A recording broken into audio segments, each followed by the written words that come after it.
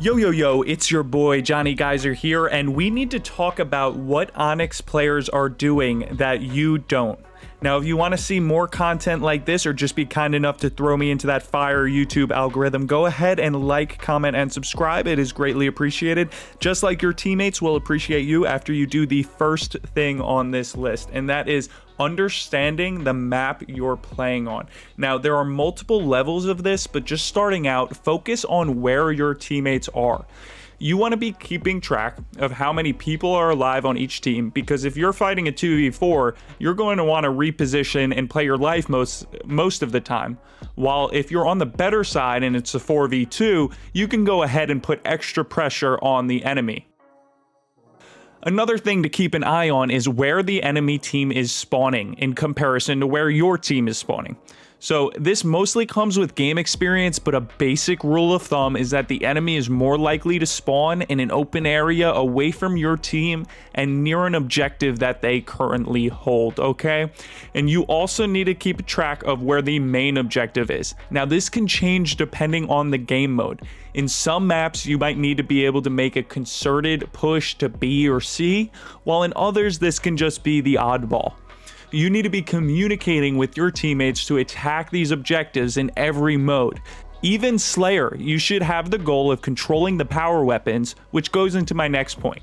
So the second point is you need to be consistently contesting power weapons or items like the Spanker or active camo. You also need to be remembering when these items come back into the map so you can set up your team and control them. My best piece of advice is to not rush power items with your full team. I would set up on off angles around the power items so that you can bait the opposing team into going for them first. This will help you take the enemy by surprise and up your odds of getting these.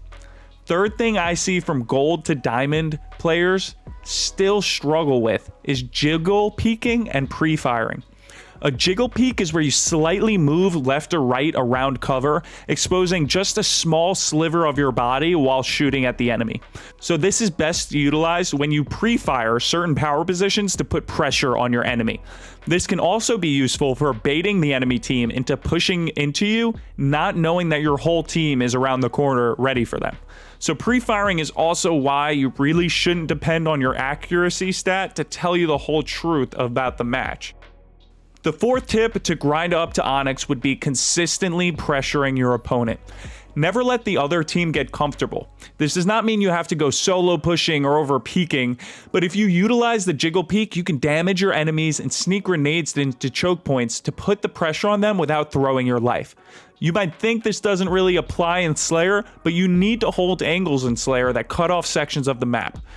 Map control is key in Halo Infinite, and holding these can make the enemy team feel like you have eyes everywhere. One of the last tips I have for you guys is utilizing the weaker items around the map.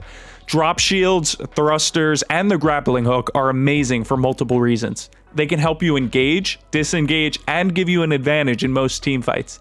The grappling item can also grab items and the flag once it's already off its post.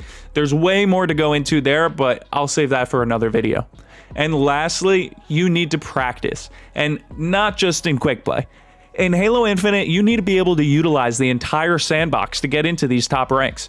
The Mangler, Heat Wave, and Sentinel Beam are just a few weapons you need to master in custom games ASAP. You also should be picking these weapons up, even if it's just a Needler, because it's better you have it than your enemy. It doesn't mean that every weapon will be suitable for every fight, but at least having them gives you an opportunity to make these big plays. Go into a private match and practice with these weapons, because you don't always get them in ranked or quick play games, especially something like a sniper. Going into a custom game against bots and just using the sniper and shockwave the whole time can be something that really helps you hit your shots when you finally get to use these weapons. These 6 tips will definitely help you move up in your rank and start dominating in your lobbies. Look out for the next upload and make sure to comment, like, and subscribe so I get thrown into that fire YouTube algorithm.